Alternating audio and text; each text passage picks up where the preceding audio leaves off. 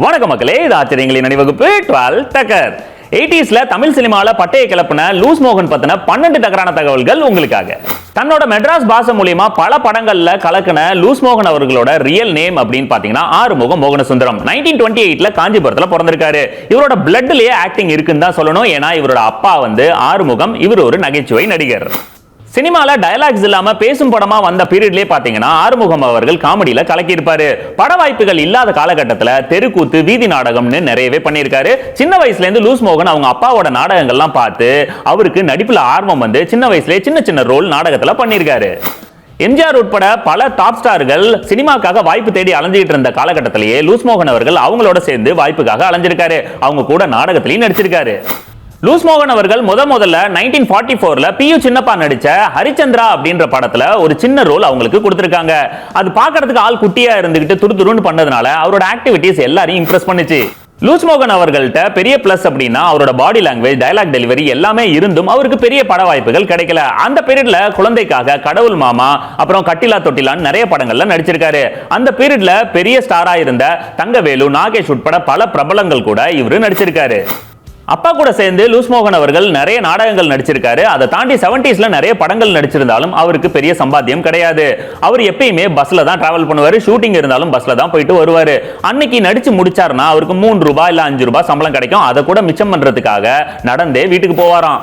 Loose and tight அப்படின்ற நாடகத்துல loose மோகன் அவர்கள் நடிச்சிருந்தாரு. அந்த கேரக்டர் ரொம்பவே பாப்புலரா ஒர்க் அவுட் ஆனதுனால அந்த கேரக்டர் நேமான லூஸ் அப்படின்றது இவரோட பேர்ல ஒட்டிக்கிச்சு. லூஸ் ஆறுமுக மோகனசுந்தரம். இது பேரு லென்த்தா இருக்கிறதுனால அந்த மோகனசுந்தரம் அப்படின்றதுல கட் பண்ணிட்டு அவரு லூஸ் மோகன் அப்படின்னு பேரை வச்சுக்கிட்டாங்க. பல வருஷ போராட்டத்துக்கு அப்புறம் 1979ல ரோசாப்பூர் ரவிக்கைக்காரி அப்படின்ற படத்துல சூப்பரான கேரக்டர் லூஸ் மோகனுக்கு கிடைச்சது. தனக்கு கிடைச்ச அந்த வாய்ப்பை கரெக்டா பயன்படுத்தின லூஸ் மோகனுக்கு அந்த கேரக்டர் அவரை உச்சாணி கொம்புல கொண்டு போய் வச்சதுன்னு சொல்லலாம். நானும் ஒரு தொழிலாளி அப்படின்ற படத்துல ஒரு நல்ல கேரக்டர் லூஸ் மோகன் அவர்கள் பிளே பண்ணிருப்பாங்க. அதுல மெட்ராஸ் பாஷை, அவரோட பாடி லாங்குவேஜ், முக எக்ஸ்பிரஷன் இது எல்லாமே ரசிகர்களுக்கு ரொம்பவே பிடிச்சு போனதுனால அதுக்கப்புறம் அவருக்கு அந்த மாதிரியான ரோலே வர ஆரம்பிச்சது.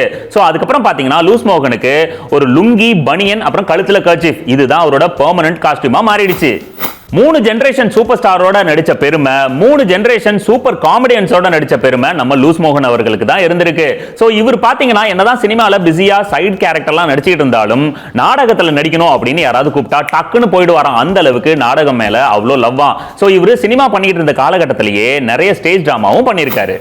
தமிழ் லாங்குவேஜ் மட்டும் இல்லாம கன்னடம், தெலுங்கு, மலையாளம், போஜ்பூரி, மராட்டின்னு எல்லா லாங்குவேஜ்லயும் லூஸ் மோகனுக்கு நல்ல பேர் கிடைச்சது.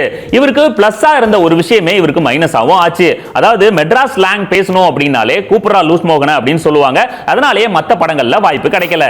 லூஸ் மோகன் அவர்கள் 50 வருஷத்துக்கு மேல நடிச்சுக்கிட்டு இருந்தாலும் இவர் வாங்கின ஒரு அவார்டு அப்படின்னா தமிழ்நாடு கவர்மெண்ட் வழங்கின கலைமாமணி விருது மட்டும்தான். அது மட்டும் இல்லாம இவர் கடைசியா நடிச்ச படம் 2002ல ரிலீஸ் ஆன அழகி. அந்த படத்துல அவருக்கு சம்பளம் 3000 ரூபாய். ஓகே மக்களே, மீண்டும் சந்திப்போம். இது ஆச்சரியங்களின் அணிவகுப்பு 12 டக்கர் வித் மீ உங்கள் ஜேடி.